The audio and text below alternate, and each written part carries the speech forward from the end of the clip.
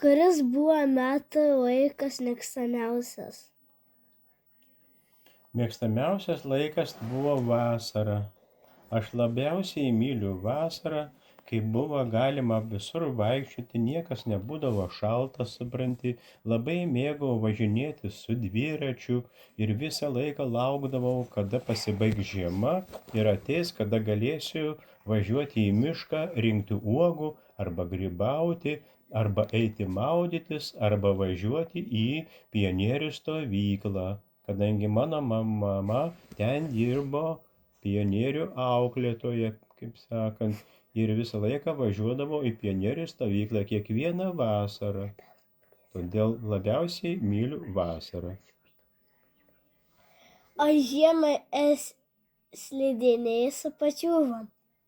O žiemą, kai buvau mažas, mes gyvenom Tauragės mikrorajone ir mes buvom pasidarę vienintelę Tauragėje buvusią čiuožyklą.